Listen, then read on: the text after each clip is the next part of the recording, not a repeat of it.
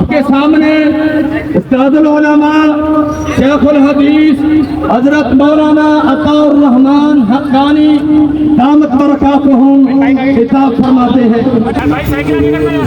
وسلم علی رسول کریم۔ اعوذ باللہ وما ارسلناک الا رحمۃ للعالمین او کما قال رسول اللہ صلی اللہ علیہ وسلم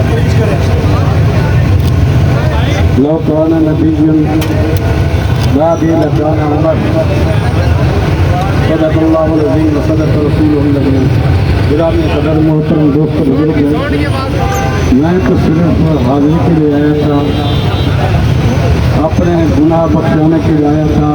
ان حضرات نے مجھے فرما دیا انشاءاللہ تعالی زندگی باقی زندگی ختم نبوت، عظمت ختم نبوت اور عظمت صحابہ پر انشاءاللہ تعالی ہمیں جو بھی بخاری صاحبان نے قربانی کے لیے ہم قربانی کے لیے تیار ہیں۔ میں خوش نصیب ہوں، آپ حضرات خوش نصیب ہیں کہ آج ہم اکٹھے ہیں، جلوس کے اندر ہیں، رحمت دو عالم صلی اللہ علیہ وسلم کی نسبت سے امید ہے محبت ہمیں جنت میں لے جائے۔